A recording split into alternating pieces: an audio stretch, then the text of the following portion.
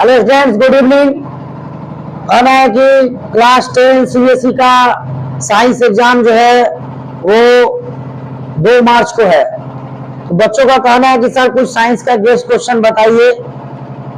तो आप लोग को हम फिजिक्स से और केमिस्ट्री से कुछ गेस्ट क्वेश्चन बता देते हैं और कुछ थ्योरेटिकल चीज समझा देते हैं, ताकि आपके दिमाग में जब कंसेप्ट रहेगा तो आप उस क्वेश्चन के आंसर को अपने ऑन वर्ड्स में लिख सकते हैं। क्योंकि ज्यादातर क्वेश्चन को आप अपने शब्दों में लिखेगा तो मार्किंग अच्छा होता है। तो इसलिए आप लोग के लिए हम लाए हैं, और 2 दिन भी काफी है आप लोग के लिए। केवल सब पढ़ा हुआ है, 1 साल के दौरान में सब टॉपिक आप पढ़े हुए हैं। केवल इस टॉपिक को एक बार दोहरा देना है और आपका तैयारी हो जाएगा। देखिए फिजिक्स का कुछ guest question, human I and the colourful world और रिफ्लेक्शन ऑफ लाइट, ये 2 चैप्टर से गेस्ट क्वेश्चन निकाल रहे हैं और उसको जो है हम समझा दे रहे हैं और उसका तैयारी अच्छी तरीके से कर लीजिए। देखिए कुछ क्वेश्चन जैसे यहाँ लिखे हैं, why is the colour of the sky blue. Sky का कलर ब्लू क्यों होता है?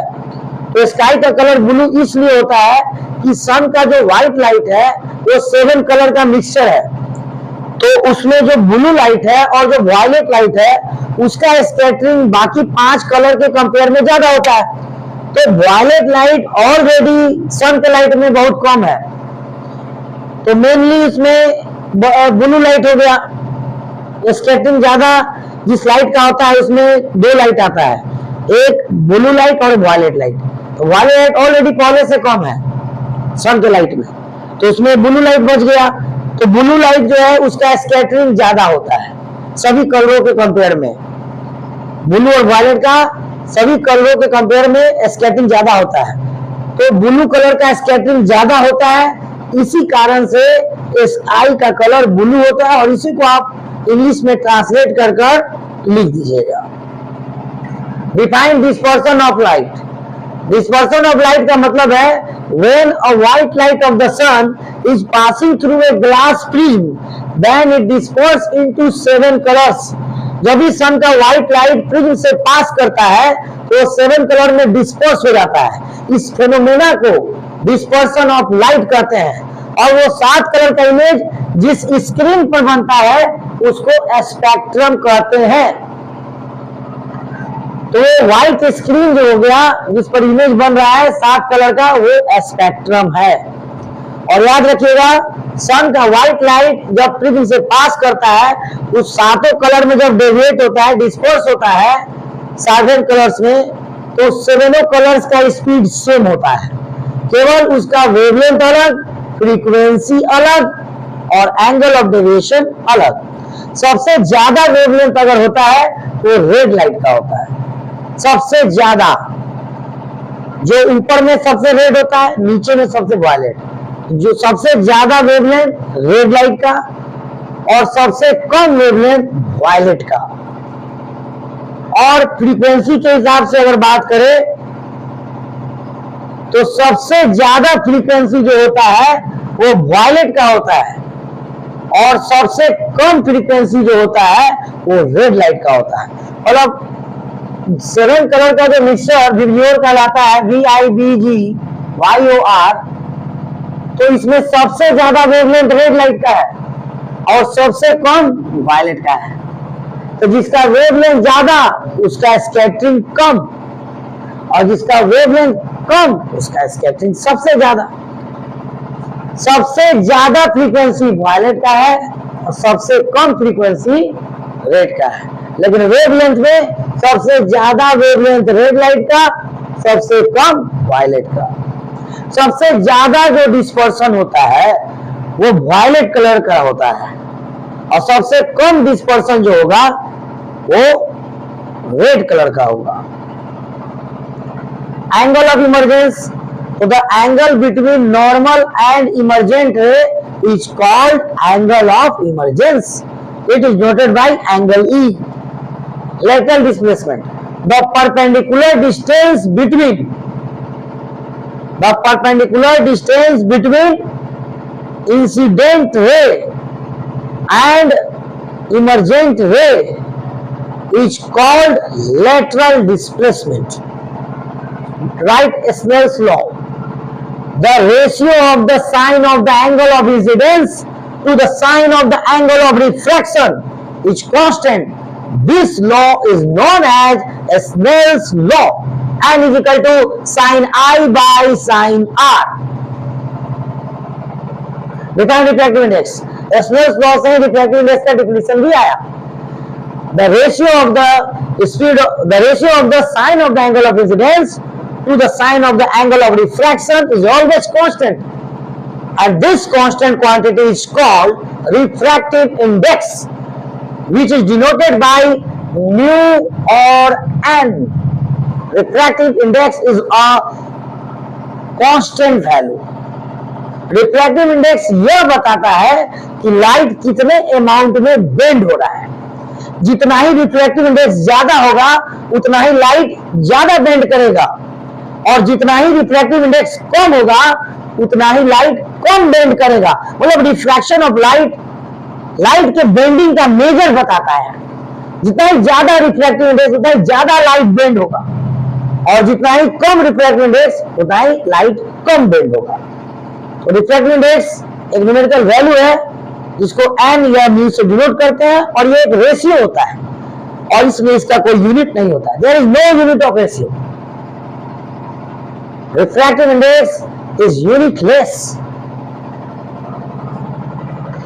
1 मार्क का क्वेश्चन है, if the refractive index of diamond is 2.42, what is the meaning of this statement. अगर डायमंड का रिफ्रैक्टिव इंडेक्स 2.42 है तो इसका क्या मतलब है. इसका मतलब है कि the speed of light in vacuum और air is 2.42 times more than the speed of light in diamond. Next question है, define one diopter of a lens. One diopter is the power of lens whose focal length is 1 meter. One diopter क्या है? Lens के power का unit है. अगर focal length 1 metre हो तो power का जो फॉर्मूला होता है 1/f, तो उससे निकालेंगे 1/1 तो क्या आएगा 1 डायोप्टर. डायोप्टर को हम लोग कैपिटल डी से डिनोट करते हैं.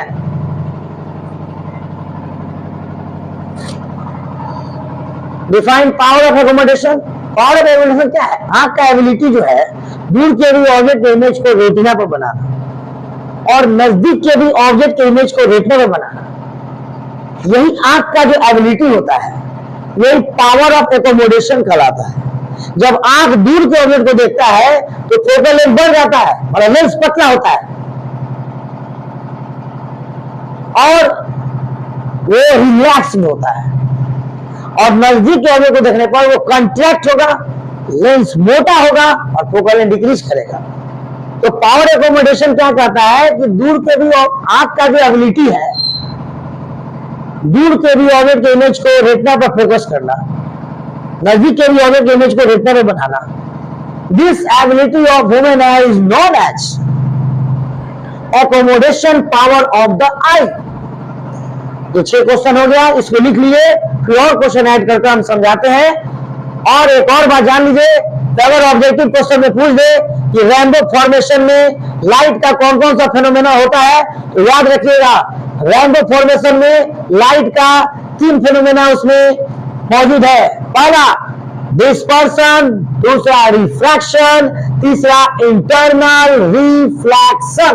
तीनों होता है जिससे रेनबो बनता है, और रेनबो हमेशा सन के अपोजिट डायरेक्शन में बनता है.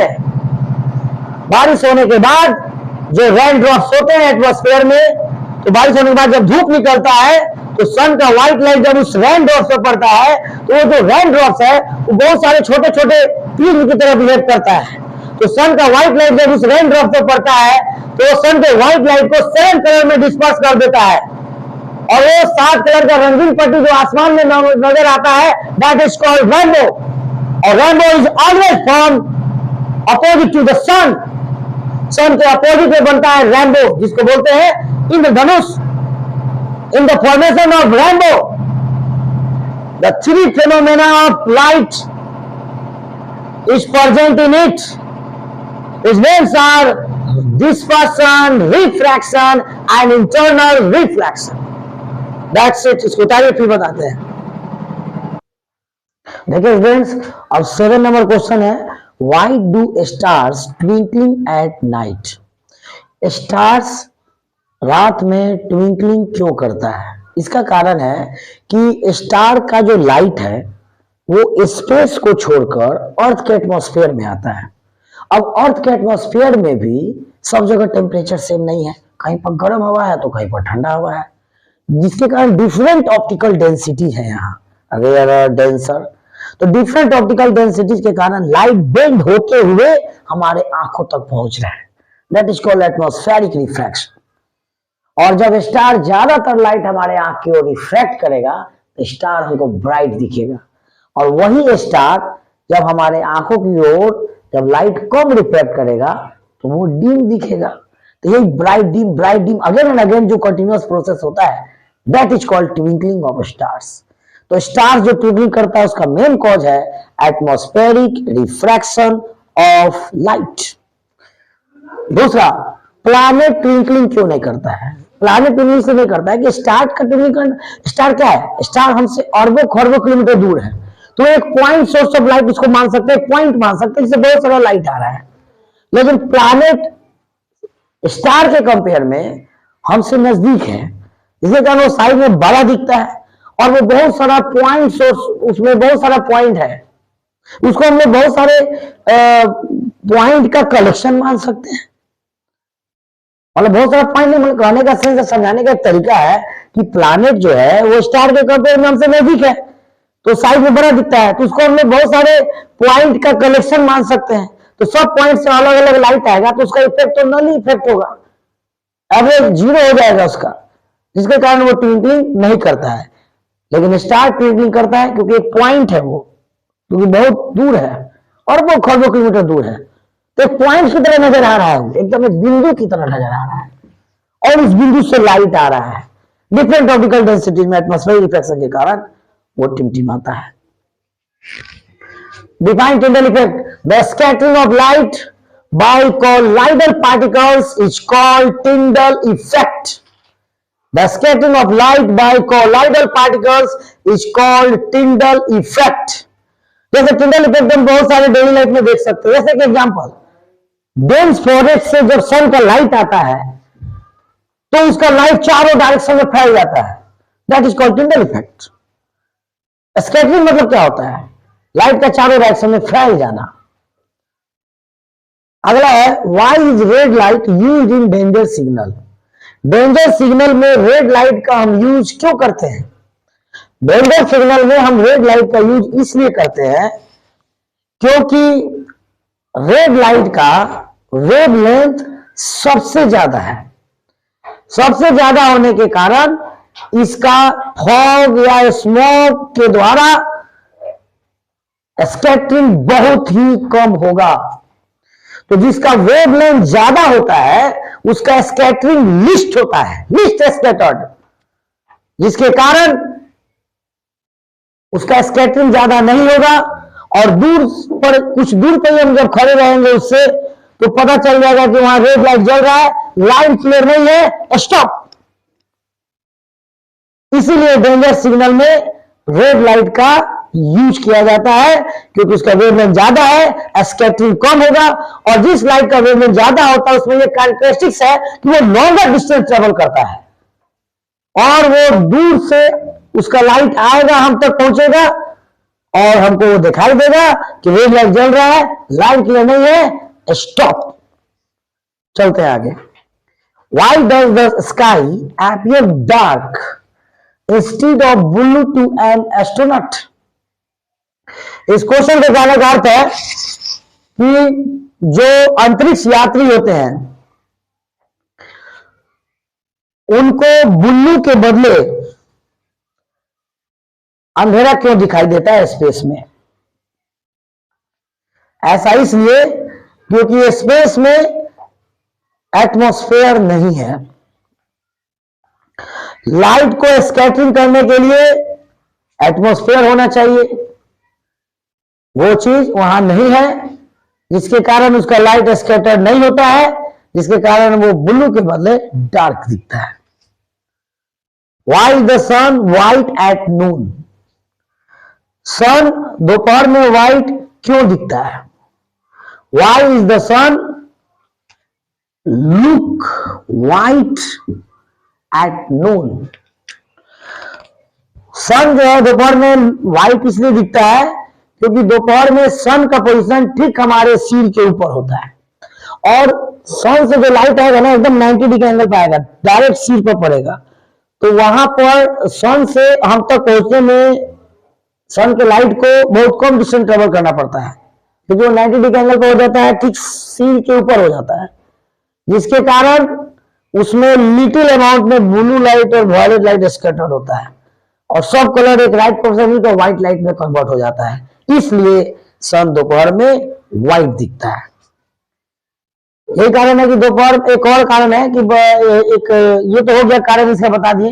एक अलग से बात बता रहे हैं कि 12 बजे कहीं भी घर से नहीं निकलना चाहिए। अगर धूप खूब कड़ा उगा हुआ हो तो 12 बजे धूप आप घर से बाहर नहीं निकले, क्योंकि 12 बजे सन का लाइट डायरेक्ट सिर पर पड़ता है, क्योंकि 90 डिग्री एंगल पर एकदम ठीक सिर के ऊपर होता है। Why are the colors of the sun observed red during sunrise or sunset? सन उगते समय भी लाल दिखता है और डूबते समय भी लाल दिखता है। क्यों? क्योंकि सन का जो व्हाइट लाइट है वो 7 कलर का मिक्सचर है, तो उसमें जो रेड लाइट होता है ना उसका वेवलेंथ सबसे ज्यादा होता है, जिसके कारण स्कैटरिंग कम होगा। और बाकी सबका जो लाइट है, बाकी कलर वाला जो भी लाइट है उसका वेवलेंथ कम है रेड लाइट के कंपेयर में, तो सबका स्कैटरिंग होगा इसके कंपेयर में ज्यादा होगा, और वो हम तक पहुंचने से पहले ही उन सभी कलर वाले लाइट का इफेक्ट बीच रास्ते में ही खत्म हो जाएगा, और मेनली इसमें बच जाएगा रेड लाइट। और रेड लाइट का वेवलेंथ ज्यादा होता है, इसका स्कैटरिंग लिस्ट होता है, और इसमें कैरेक्टरिस्टिक्स है कि ये लॉन्ग डिस्टेंस ट्रेवल करता है। तो वही लॉन्ग डिस्टेंस ट्रेवल करते हमारी आंखों तक पहुंचता है, तो सन हमको उगते समय भी लाल दिखता है और डूबते समय भी सन रेड दिखता है। ये क्वेश्चन हो गया। और स्टार के टिमली करने का कारण है atmospheric refraction of light. Star के टिमली करने का कारण है एटमॉस्फेरिक रिफ्रैक्शन ऑफ लाइट। इसको उतारिए फिर आगे बताते हैं। That's it. देखिए स्टूडेंट्स, अब 14 नंबर क्वेश्चन है, draw the image formation by convex lens and concave lens.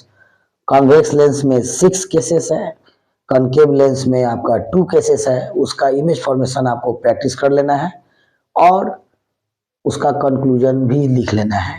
कैसे लिखा जाता है हम बता दिए थे, तो इमेज फॉर्मेशन प्रैक्टिस कर लीजिए, उसका कंक्लूजन लिखना भी सीख जाइए, और सिखा भी दिए हम। तो कहना है कि जैसे मान लीजिए कि कन्वेक्स लेंस में ऑब्जेक्ट का पोजीशन अगर 2f पर है, तो लेंस के राइट साइड 2f डैश में ही बनेगा, सेम साइज का बनेगा, रियल बनेगा, इन्वर्टेड बनेगा। तो उसी को कंक्लूजन में पहले डायग्राम खींच देंगे, इमेज फॉर्मेशन दिखा देंगे, और उसके बाद कंक्लूजन हेडिंग देकर 1 नंबर पॉइंट दे देंगे, image is formed on the right side of the lens at 2f dash. दूसरा, इमेज इज रियल, दूसरा पॉइंट लिखेंगे कंक्लूजन में, image is real and inverted. और तीसरा लिखेंगे, size of image is equal to size of object. हो गया।